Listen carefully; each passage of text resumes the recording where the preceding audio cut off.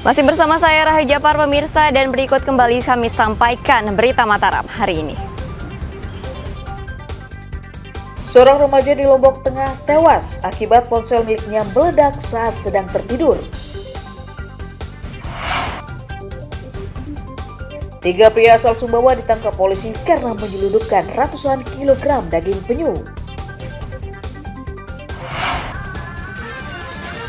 Lestarikan laut dan isinya, ratusan nelayan di Kabupaten Lombok Timur menggelar ritual nyelamak di laut.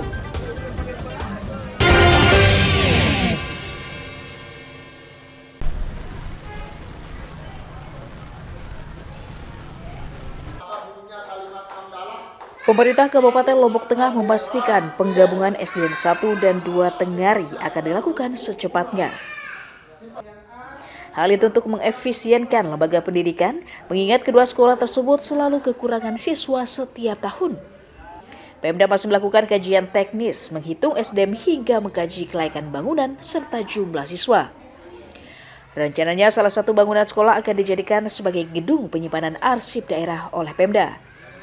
Teknisnya Desa Pengembun Kecamatan Pujut, kemudian yang terakhir Maratun Sulha dari Gerantung mudah-mudahan dalam Kecamatan minggu ini bisa diserahkan kajian. Batu Keliang. Tapi harus kita laksanakan, tidak hanya standar minimal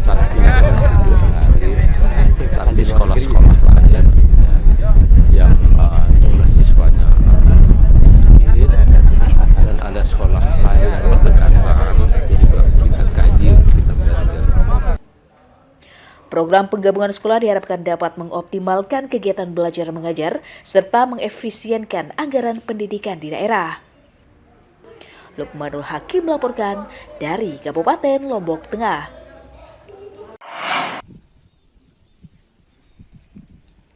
Puluhan petani di Desa Beleka, Kecamatan Gerung, Kabupaten Lombok Barat mengeluh produksi gabah mereka menurun 30% akibat kurangnya resapan air serta tidak optimalnya pemberian pupuk.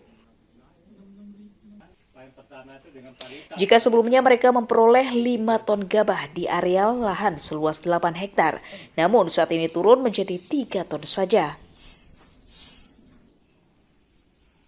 Petani merugi karena telah mengeluarkan biaya produksi yang tinggi, mulai membeli bibit, pupuk, serta obat-obatan untuk perawatan tanaman.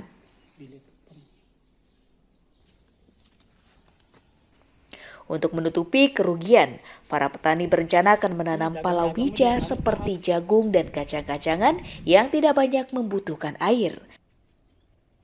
Tidak akan cukup ini. Bagaimanapun kita digenjot oleh pemerintah untuk masyarakat untuk meningkatkan hasil produksi, tidak akan bisa tanpa pupuk yang harusnya petani dia terima full subsidi full.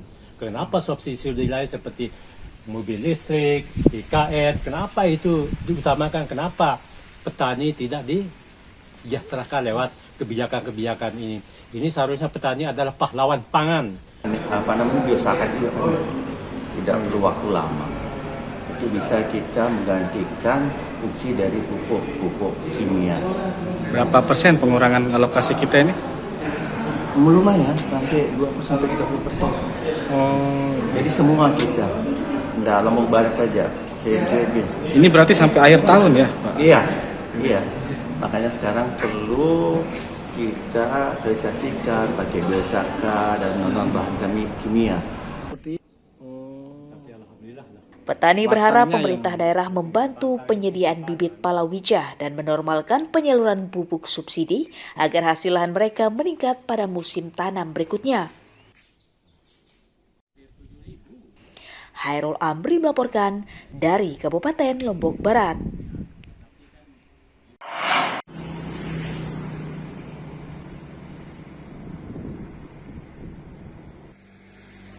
Jelang perayaan HUT Kemerdekaan RI ke-78, puluhan pedagang bendera dan pernak-pernik merah putih mulai menjamur di sejumlah jalan protokol di Kabupaten Lombok Barat.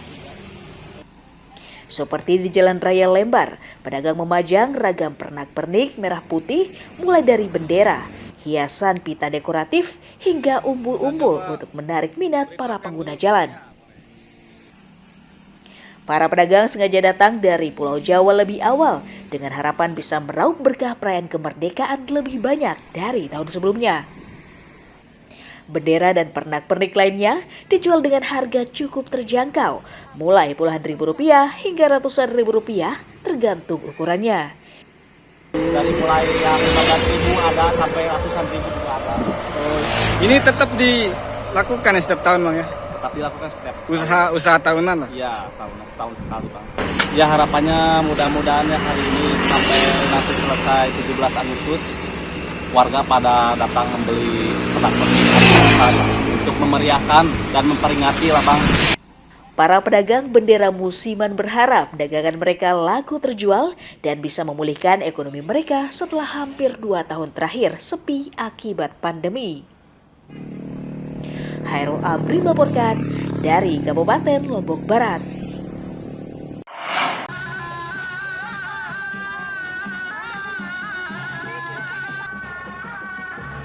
Ratusan nelayan di Desa Tanjung Luar, Kecamatan Keruah, Kabupaten Lombok Timur menggelar ritual nyelamak di laut.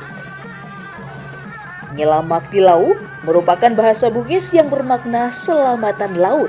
Tradisi turun-temurun warga nelayan setempat yang sebagian besar merupakan suku Bajo. Ritual digelar warga dengan menaiki perahu beramai-ramai berkeliling pantai sebanyak 3 kali.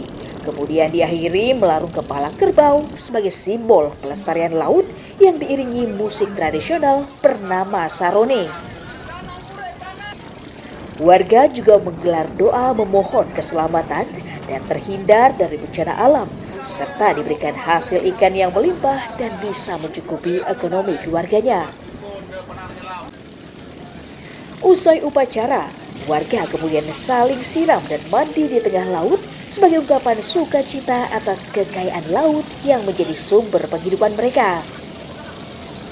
Apabila laut ini kelihatannya sedikit hasil, maka kita adakan rapat ritual untuk mengumpulkan semua para tokoh adat Bugis, Makassar, Mandar, dan Bajo, dan lain sebagainya untuk membicarakan tentang acara ritual nyelamak di laut. Ketika kita sudah sepakat, maka kita akan zikir bersama. Ritual nyelamak di laut dilaksanakan setahun sekali untuk mengajak warga melestarikan laut dan mempererat silaturahmi antar nelayan yang berasal dari berbagai suku bangsa. Muhtadun melaporkan dari Kabupaten Lombok Timur.